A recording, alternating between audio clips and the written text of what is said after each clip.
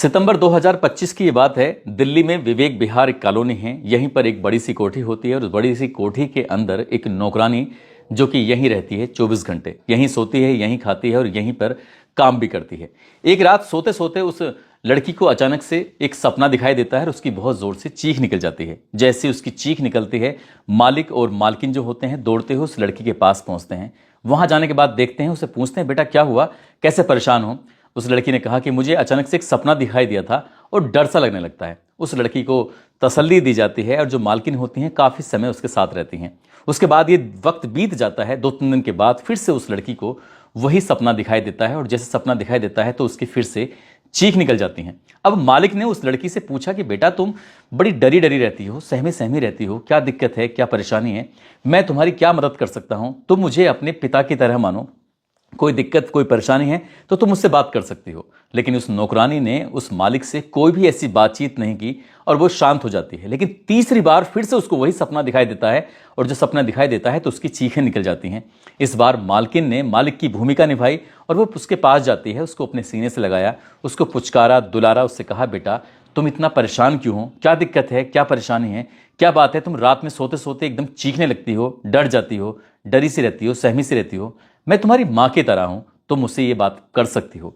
जैसे ही उस नौकरानी ने उस मालकिन की ये बात सुनी, उसे लगा कि कोई अपना है, इससे ये बात की जा सकती है। तभी उस नौकरानी ने कहा कि मैं जब भी सोती हूं, जब भी आंखें बंद करती हूं, मेरे सामने कुछ तस्वीरें चलती रहती हैं और खासकर जैसे आंखें बंद होती हैं तब एक आवाज आती है और वो आवाज जो आती है वो मेरा नाम लेती है, बहुत आराम से, धीरे से, संजीदा करके जब बुलाती है तो मैं एकदम डर जाती हूँ, चौंक जाती हूँ और तभी मुझे पसीने पसीने हो जाते हैं। इसके बाद उसने पूछा कि बेटा ऐसा क्या है, ये कौन है जो तुम्हें आवाज़ लगाता है। उसने कहा कि ये मेरी सहेली है जिसका नाम सोनिया है। सोनिया के साथ बहुत गलत हुआ था, उसका बलात्कार हुआ था, उसकी हत्या हुई थी, उसकी हत्या मैंने अपनी आंखों से होते हुए देखी। ये बात सुनने के बाद जो मालकिन होती है उसके भी पैरों तले जमीन खिसक जाती है। लेकिन वो आगे बताती है कि मेरा भी बलात्कार हुआ था, मेरा भी वीडियो बनाया गया था, किसने बनाया, क्यों बनाया। जब इस बारे में बातचीत करते थे वो ज्यादा बातचीत नहीं कर पाती थी, ज्यादा कुछ बता नहीं पाती थी। आखिरकार मालकिन और मालिक ने उस नौकरानी को लेकर नजदीकी पुलिस स्टेशन जाते हैं और जाने के बाद बताते हैं कि इसको रोज सपने आते हैं और सपनों में इसको आवाज लगाते हैं और आवाज लगाने के बाद ये कहती है कि इसकी सहेली का और इसका भी गलत काम हुआ है और साथ ही उसकी हत्या भी हुई है, इसकी सहेली की। आप इस मामले की जांच पड़ताल करिए, देखिए कि इसकी बातों में कितनी सच्चाई है, कितनी नहीं है। पुलिस ने पूरी कहानी जरूर सुनी थी लेकिन पुलिस ने उस मामले को उतनी गंभीरता से नहीं लिया जितनी गंभीरता से पुलिस को लेना चाहिए था। बात आई गई हो जाती है लेकिन इस बात को करने के बाद उस लड़की का ऐसा लगा जैसे क्या मन हल्का हो गया हो, क्योंकि वो मालकिन से बता चुकी थी, फिर मालिक के सामने बताया, फिर पुलिस के सामने ये बात बताई। उसके अंदर का थोड़ा डर कम होता है, उसे तसल्ली दी जाती है। आखिरकार ये बात आई गई हो जाती है और लगभग 96 दिन बीत जाते हैं। 96 दिन बीत जाने के बाद जिस लड़की के बारे में बात कर रही थी उसकी लाश अचानक से सामने आ जाती है और एक चमत्कार होता है। और जब चमत्कार होता है तो पुलिस इस मामले में फिर काम भी करती है। लेकिन वहां की पुलिस काम नहीं करती, बल्कि जहां पर वो लाश मिलती है वहां की पुलिस काम करती है और लोग फिर इस बात में खूब वाहवाही करते हैं। क्या है पूरी कहानी, इस कहानी के माध्यम से समझते और जानते हैं। आदाब, नमस्कार, सत श्री अकाल। मैं उस्मान सैफी। आज की जो सच्ची घटना मैं आपको सुनाने जा रहा हूं, ये सच्ची घटना है उत्तर प्रदेश के जिला हापुड़ की। जिला हापुड़ का एक थाना लगता है पिलखुआ। ये बात है 1 दिसंबर 2025 की सुबह लगभग 7 बजे के आसपास का वक्त हो रहा था। पिलखुआ थाना क्षेत्र में नेशनल हाईवे 9, वहां पर रामा अस्पताल है और रामा अस्पताल के ठीक सामने एक ईख का खेत है और ये ईख का खेत कास्तला कासमाबाद निवासी योगेंद्र का खेत है। इस खेत में एक व्यक्ति अचानक ही टॉयलेट करने के लिए रुक जाता है और जैसे ही रुकता है तो इस राहगीर की नजर पड़ जाती है एक सूटकेस पर। काले रंग का सूटकेस होता है। वो थोड़ा उसके पास जाता है तो उसमें से दुर्गंध आ रही थी। उसे लग जाता है कि कुछ ना कुछ तो इसमें है और इसकी सूचना पुलिस को देना चाहिए।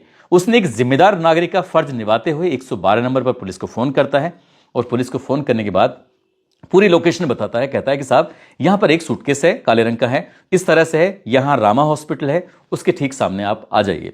जब पुलिस को सूचना मिलती है तो 112 नंबर की पूरी टीम पहुंच जाती है। साथ ही नजदीकी पुलिस स्टेशन यानी कि शिवपाल सिंह अपनी टीम के साथ पहुंच जाते हैं और इस जिले के एक एसपी होते हैं ज्ञानेंद्र सिंह, वो भी मौके पर पहुंच जाते हैं। फॉरेंसिक टीम भी पहुंच जाती है, डॉग स्क्वाड और कई टीम थी जो यहां जांच पड़ताल के लिए पहुंच जाती हैं। आखिरकार पुलिस की मौजूदगी में वीडियोग्राफी हो रही है। जब उसकी चैन खोली जाती है तो चैन खोलने के बाद पता चलता है कि एक लड़की की लाश थी। ऐसा ही अंदाजा लगाया जा रहा था कि ये लड़की की लाश है या किसी महिला की लाश है, लेकिन इस अंदाजा ये भी लगाया जा रहा था कि लगभग ये 10 या 12 दिन पुरानी ही डेड बॉडी है। उसकी लाश को कब्जे में लेने के बाद पुलिस ने जांच पड़ताल की और यहां घटनास्थल से तमाम सबूत जुटाने की कोशिश की जाती है। आसपास के इलाके में जितने भी सीसीटीवी कैमरे लगे हुए थे, हर सीसीटीवी कैमरे को खंगाला जाता है, लेकिन पुलिस के हाथ कुछ नहीं लग रहा था, जिसकी वजह से ये पता चल सके कि आखिरकार मरने वाली लड़की कौन है और किसने इसकी हत्या करके यहां पर फेंका है। पुलिस एक तरह से उसके वक्त बीतने लगता है और जैसे वक्त बीत रहा था तो लेकिन पुलिस को कोई सफलता नहीं मिल पा रही थी। पुलिस ने आसपास के जिलों के सभी थानों को ये सूचना भेजी, आसपास के प्रदेशों तक को ये सूचना भेजी। पुलिस ने जो अपने कुछ ऐसे सोशल मीडिया पर अपने बनाए हुए प्लेटफॉर्म हैं वहां पर भी ये सूचना डाली जाती है, लेकिन इस लड़की के नाम की कोई भी ऐसी सूचना पुलिस के पास नहीं पहुंचती, ना ही कोई गुमशुदगी दर्ज होती है। तो पुलिस वाले ये सोचकर कि आखिरकार इसका हत्या का खुलासा कैसे हुआ कैसे नहीं होगा, लेकिन पुलिस अपने इस तरह से जांच कर रही थी।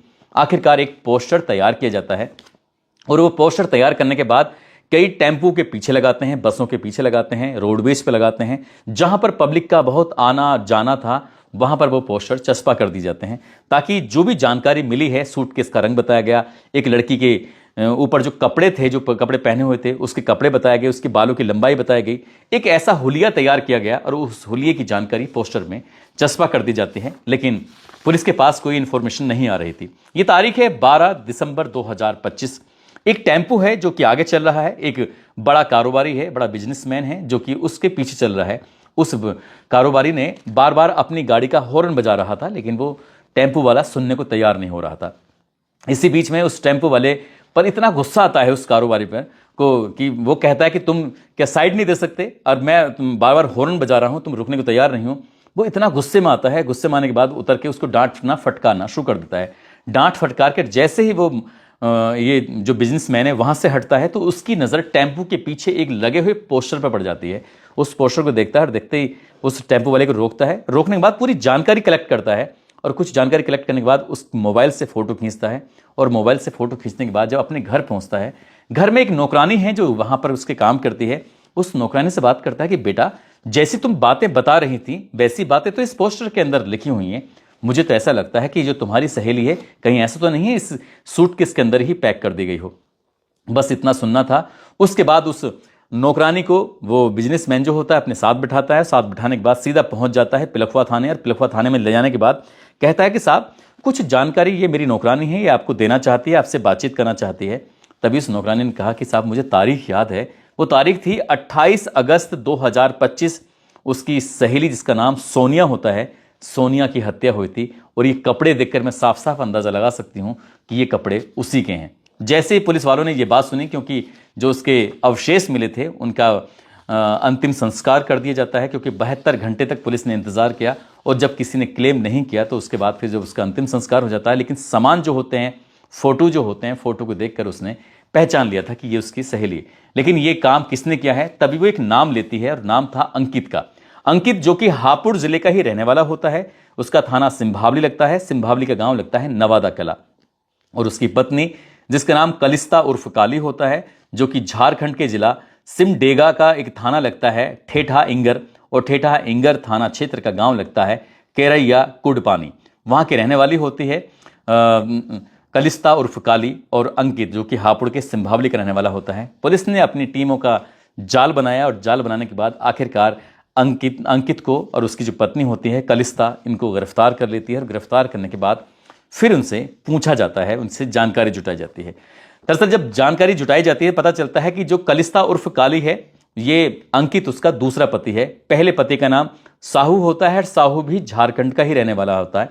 साहू और अंकित ने मिलकर एक एजेंसी बनाई थी जिसका नाम सृष्टि इंटरप्राइजेज के नाम से एक एजेंसी है, और जो कि दिल्ली के उत्तम नगर में वो काम करती है। और इस एजेंसी का काम होता है कि जो बड़ी बड़ी कोठियां होती हैं, बड़े बड़े लोग होते हैं, उनके घरों में मेड की व्यवस्था करना, नौकरानी की व्यवस्था करना, जो उनके यहाँ पर काम कर सके, खाना बना सके, उनके यहाँ पर जिम्मेदारी निभा सके।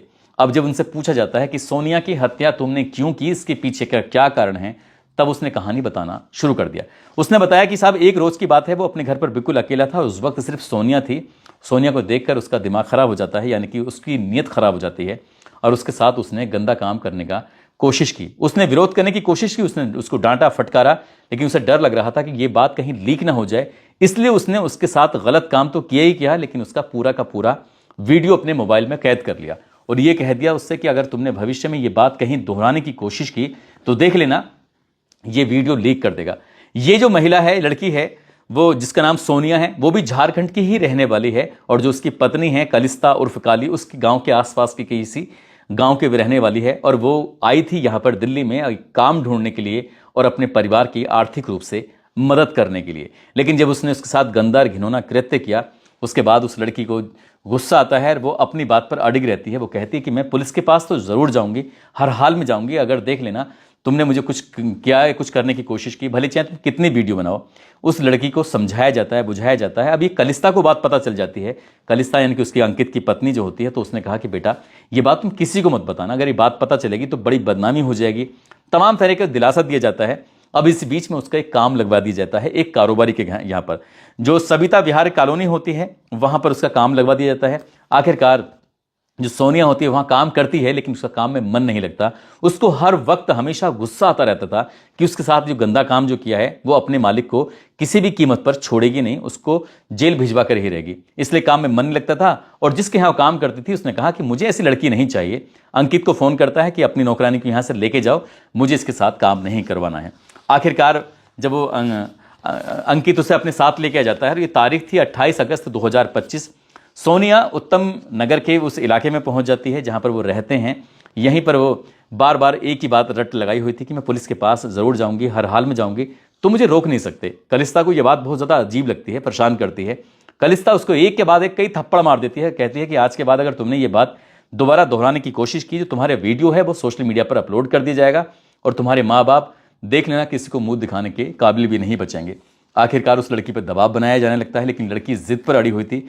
वहीं पास में डंडा पड़ा हुआ था, अंकित ने डंडा उठाया और एक के बाद एक उस सोनिया को डंडा मारना शुरू कर देता है। आखिरकार कब न जाने उसको ऐसा डंडा लग जाता है जिससे वो बेहोश हो जाती है और बेहोश होने के बाद फिर उसको होश आता ही नहीं है।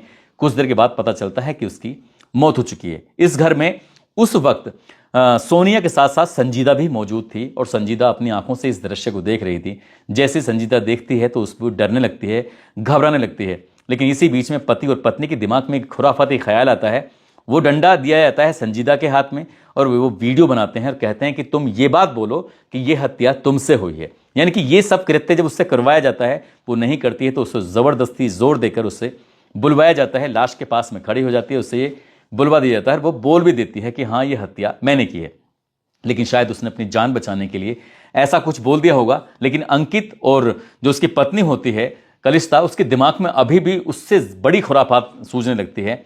इसकी पत्नी वीडियो बना रही थी और अंकित उसका साथ बलात्कार कर रहा था और वो वीडियो पूरा बन जाता है। उसके बाद फिर यहाँ पर संजीदा से ये कहा जाता है कि तुम्हारे 2 वीडियो बन चुके हैं, एक तो तुमने हत्या की है इस बात की और दूसरा तुम्हारे साथ जो गलत काम किया है वो, ये दोनों ही वीडियो सोशल मीडिया पर अपलोड कर दी जाएंगे। ये बात तुम्हें किसी ने बताने की कोशिश की तो। लेकिन इस लड़की का काम लग जाता है विवेक विहार में, एक मालिक के यहाँ काम कर रही थी, लेकिन वहाँ डरने लगती है, घबराने लगती है। रात को अजीब से सपने आते हैं, ऐसा लगता था उसे बार बार जैसे कि सोनिया उसको आवाज़ लगा रही है कि संजीदा संजीदा। जब आवाज़ लगती थी तो साइकोलॉजिकल वो बहुत ज़्यादा परेशान रहने लगती है।